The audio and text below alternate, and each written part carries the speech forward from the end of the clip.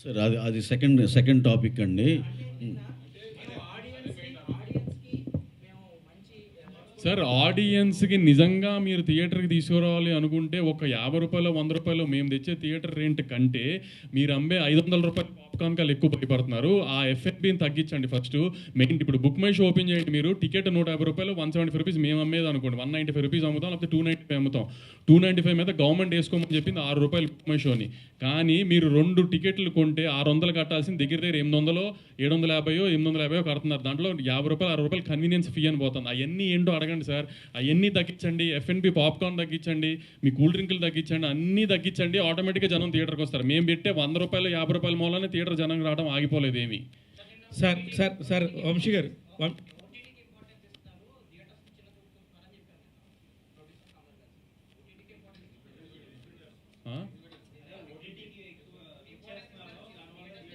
ఏమండి అది అలా అన్నవాళ్ళు ఓటీటీలో సినిమాలు అమ్మట్లేదా? ఓటీటీ సినిమాలు అమ్మట్లేదు. అక్కడ కూర్చున్న వాళ్ళంతా ఓటీటీ సినిమా కొమ్ముకుని డైరెక్ట్గా థియేటర్కే ఇస్తున్నారు వాళ్ళు.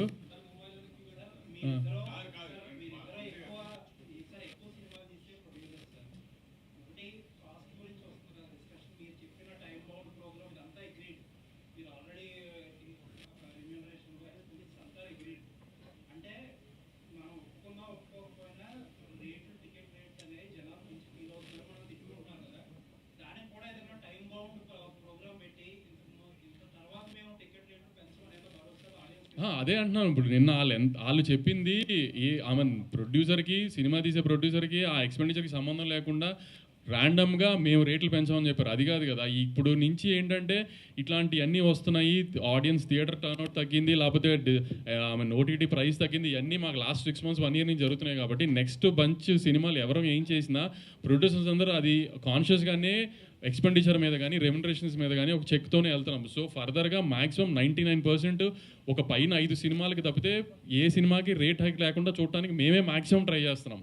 పైన 5 సినిమాలు లేదంటే ఏదన్నా వన్ ఆఫ్ అక్కడ ఇక్కడ ఎక్కువ ఖర్చు అయిన సినిమా, ఇప్పుడు ప్యారడైజ్ లాగా నానిగారి సినిమా ప్యారడైజ్ లాంటిది ఏంటంటే చాలా గ్రాండ్ ఇయర్తో బాగా తీసుకుంటున్నారు సుధాకర్ గారు. ఇప్పుడు అట్లా వన్ ఆఫ్ సినిమాలు కొన్ని తప్పితే దేనికి రేట్లు తేవాలని ఆడియన్స్ని ఇబ్బంది పెట్టాలని ప్రొడ్యూసర్లు అస్సలు అనుకోవట్లేదు. దానికి ఎగ్జిబిటర్లు ఏమి ఎవరికి హామీలు ఇవ్వకర్లా. ప్రొడ్యూసర్గా మేమే హామీలు ఇస్తున్నాం. ఎవరికి థియేటర్ రేట్లు పెంచేసి జనాలను ఇబ్బంది పెట్టాలని ఎవరికి లేదు.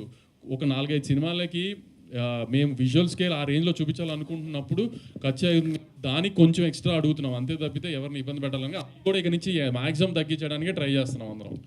వంశీ గారు